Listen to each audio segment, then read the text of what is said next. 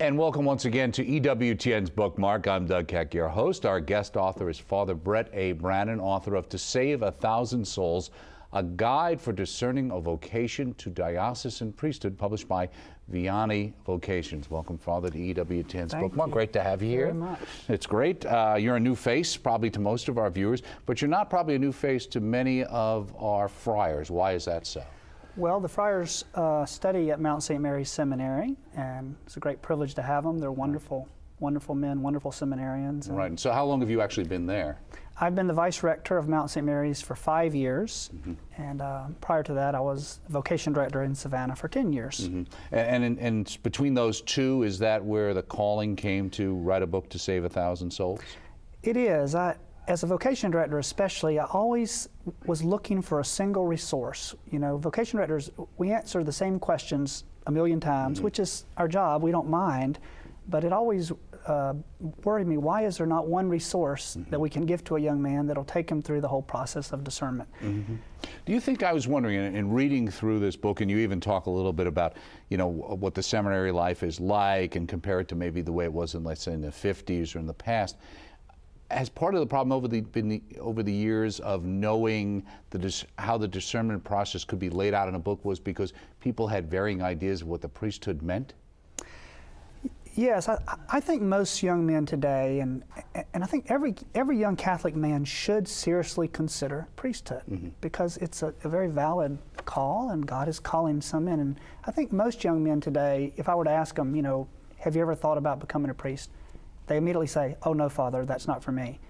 But the truth is, most young, even Catholic men in Catholic schools, don't have enough information to know whether or not they're called to be a priest. And is that something that's unique, you think, to today as opposed to maybe the way it was in let's say, even the 50s? Definitely, you know, because we had the sisters teaching in the schools, and the sisters were so pro-vocation, and they constantly talked about priesthood and described it and encouraged young boys to consider it. The other thing is, in the subtitle here, a guide for discerning a vocation to diocesan priesthood. You're making a distinction between this and what, religious life? Why is there a distinction to be made? Well, diocesan priesthood, of course, is the original kind, and you know, with the bishop and the priest who work under him in a certain diocese, and it's a specific spirituality that's distinctive from the religious life, and you know, diocesan priesthood, I think, is the great shortage is felt, I think, of diocesan priests more than anything else, because we're the ones who staff the parishes and take care of God's people in the diocese. And there are specific, you know, a diocesan priest, you know, typically doesn't teach in a university. He usually serves in a parish. Well, let me ask you, since you do teach at a seminary and you teach young men who are aspiring to the priesthood in a diocese, obviously, and also our friars, as we mentioned earlier, would be there. So for religious life, are they taught differently, even in the seminary?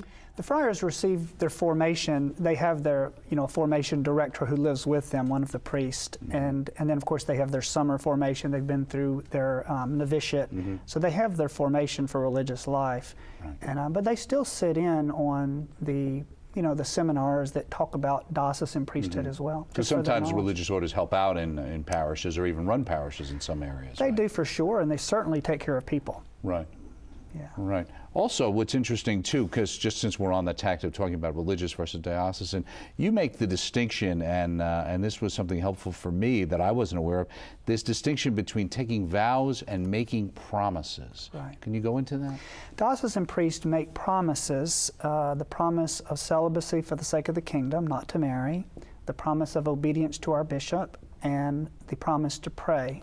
Specifically through the Liturgy of the Hours, 5 times a day, we pray for the people of God. Whereas religious take vows, they vow the evangelical counsels in a radical way of poverty, chastity, and obedience. And their vow of obedience, for example, is much more specific and directive. I mean, on a daily basis, their superior will tell them, brother, I want you to do this. Whereas in a diocesan priest, basically, you know, our bishop gives us our assignment and we go. And, you know, as long as we're doing our work, he's not calling us every day and asking us about it. He's obviously we participate in the, you know, the activities that the bishop wants us to push for the diocese. But other than that, we're kind of a free agent working as a priest out, you know. And also, my understanding then, as well as where the religious have no personal goods, etc., a diocesan priest can have personal holdings, right? Yeah, the vow of poverty is very real. I mean, it is, as I said, the radical living of the evangelical councils. And so they own nothing, they have no checkbook, they have no car. Whereas a diocesan priest has to have certain things. Right. He has to have a car, he has to have a checkbook, and things like that. But we're supposed to live simply, and that is, you know, at or below the level of our people. Well, you mentioned, and you kind of systematically put together a book that you refer to as a handbook. Why did you make the distinction you called it a handbook? It's a big book, and it's a big book for a reason, because I try to include, you know, in everything that a young man would need, or an older man, to really discern wherever stage or whatever stage he might be. In the back of the book, there's a list of an index of almost 200 questions. Right, right. So it can be used that way. You could just go to and find the questions you're most interested in and go to that place. But I try to arrange it such that wherever a man is, he can go all the way through the process of discernment, and from a very young age